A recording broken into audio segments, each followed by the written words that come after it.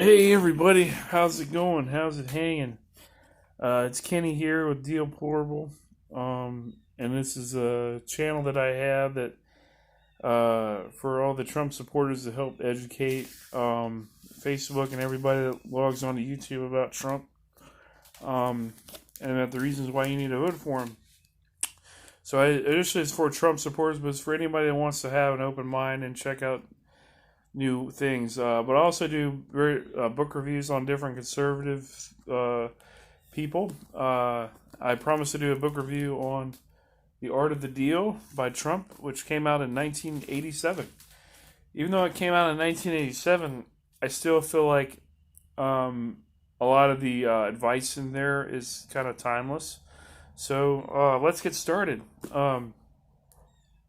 So the reason why I did the review too, as well, is because it helps give insight into Trump and how he handles things, his philosophy, um, his knowledge, and what he could bring to the table further on. He's had a lot of accomplishments, and there's so numerous accomplishments, but I just wanted to help bring out this book. So I'm going to say the pros and cons of the book.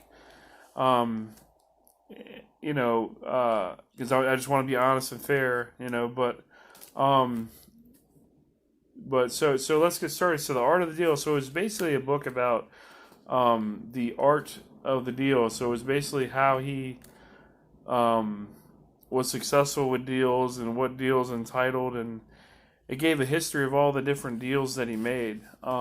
So like the first chapter was kind of like his whole schedule of kind of what he had to do that day. And it was kind of interesting because, you know, as a person like me, just like a regular person, like, wow, what do they do on a day-to-day basis? I found that interesting and how he overcame certain things.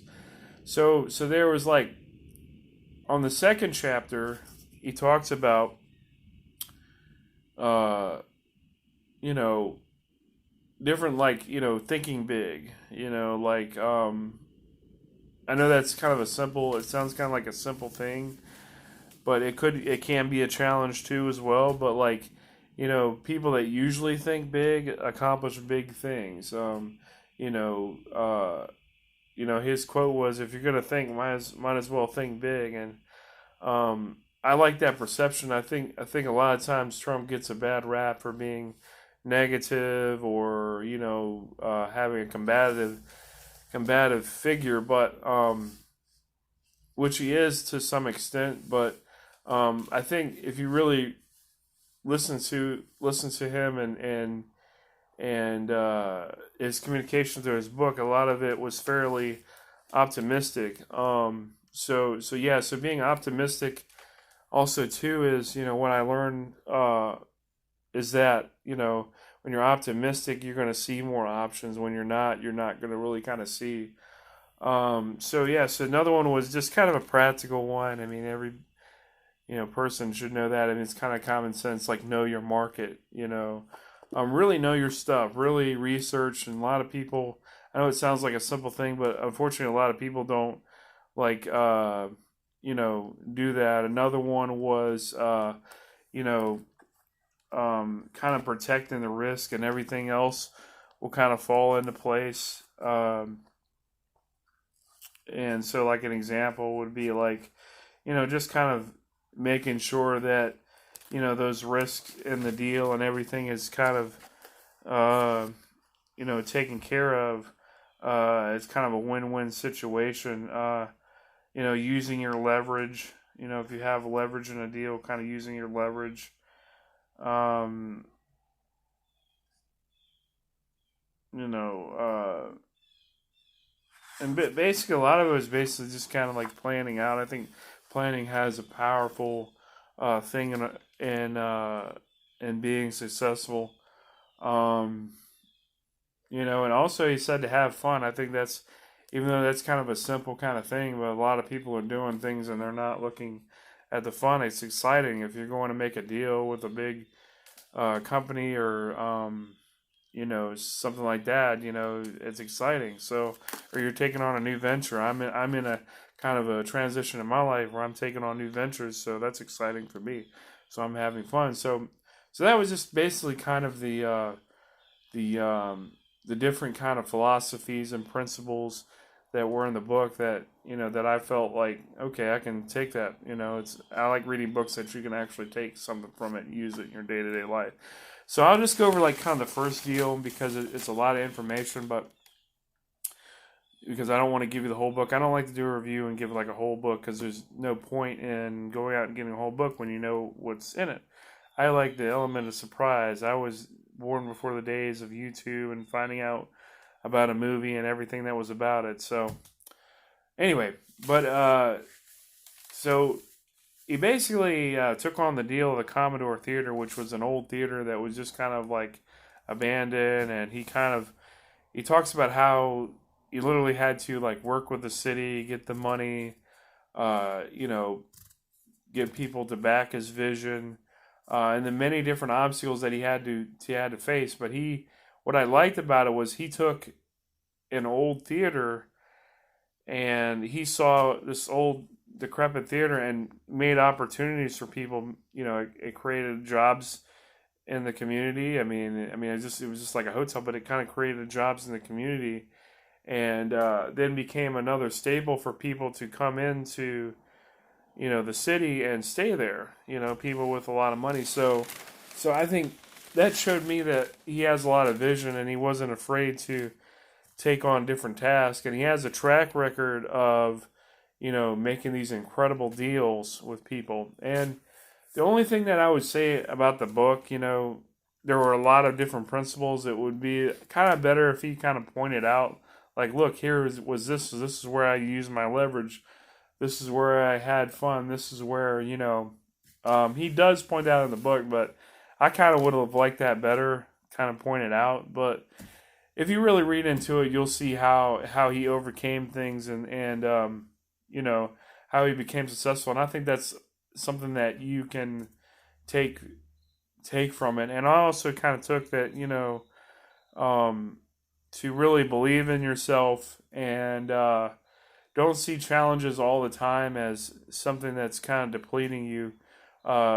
Just kind of face it head on, and when you come out, you feel a lot better. I think a lot of time in our society, and this, a lot of times with kids, like we say, build their self esteem up, and you kind of like, you can kind of build your self esteem up when they're little, when they're small, when they don't understand stuff. But that's great. You don't want to, because of their thinking, you don't want to completely crush their their confidence level. But as they get older, the best thing to help a person's self esteem is to kind of know that they did a good job. They kind of know that they overcame certain challenges. So I really like that. I really like that about the book, and it made me more confident in his leadership. And I see a lot of that stuff in the book. If you read the book, you'll see a lot of the stuff that he's doing during his presidency.